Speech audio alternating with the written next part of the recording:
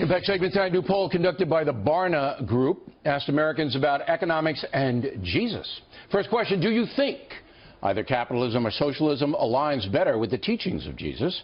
24% say socialism, 14% capitalism. Question apparently too difficult for the rest of those asked. Which presidential candidate's policies align closest to the teachings of Jesus? 21% say Bernie Sanders, 11% Ted Cruz, 9% Hillary Clinton, 6% Donald Trump.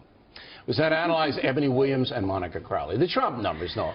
I mean, Jesus would not be living in the Trump Tower surrounded by gold, and you know, he wouldn't. Well, so but come on, I don't think it applies to any presidential candidate ever. Jesus was a transcendent figure. You can't assign modern political but Jesus himself would not be living in the Trump Tower, so that's why I want to explain why that number is so low. He was a humble carpenter. Yes, and he had no aspirations of material things, Ebony.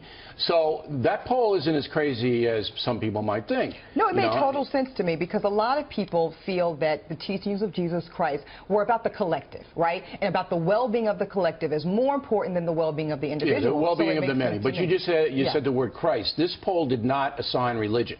So Christ, if you call Jesus Jesus Christ, that means you're defining him as the Redeemer, the guy that ascended to heaven. This one was Jesus the man, all right? And interestingly enough, the philosophy of Jesus was to reject materialism, to depend on other people for your well-being, and to give to the poor as much as you could. Here's the key distinction, though.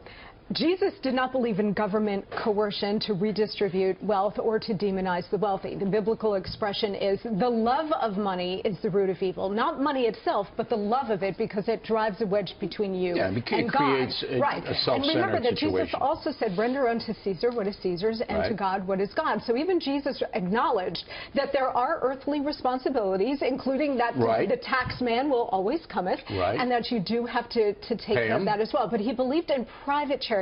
He believed in people taking care of each other, not through coercion, not through state force, for example.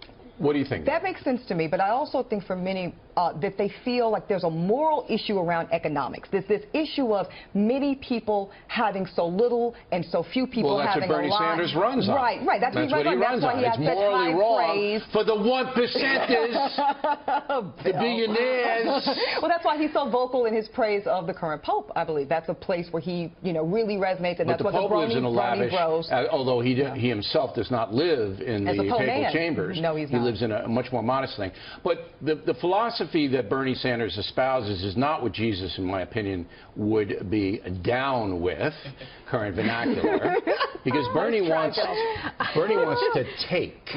Jesus never, ever took. And he wanted you to give. That is correct. And also Bernie wants to use the full weight of the government in order to take and redistribute, because the government knows best. So no matter how hard, not a Robin Hood kind of figure, that Ebony or Monica or me, your Humber correspondent, work, Bernie feels that he has the authority, or should have the authority, to take from us, all right, to an extent that inflicts pain. Injury, we would say in the law. Right, because I don't want to pay more than 50% of my earnings to anyone. Goes back to classic Marxism. So you talked about how he took his honeymoon not in Vegas, but in the Soviet Union. That's right, and you see Powers' face?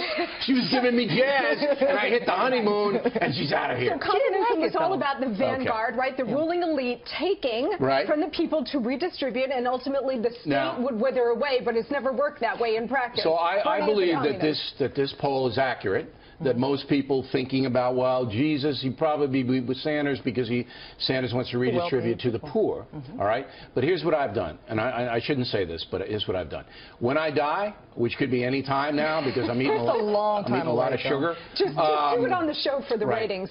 Most of my money will go to my charitable foundation. That's great. All right? And you're giving it away voluntarily. Right, so I'm trying to buy my way into heaven. That's the strategy. Frank Sinatra tried to do that. It might work. I'm not sure. You have enormous leverage. But Bernie wants to take more of that money that's earmarked for children and vets and all of that, so he can throw it away on government programs. And the government does such a great job of managing it, right? Right, so Bernie, get out of my face. I'm going to heaven.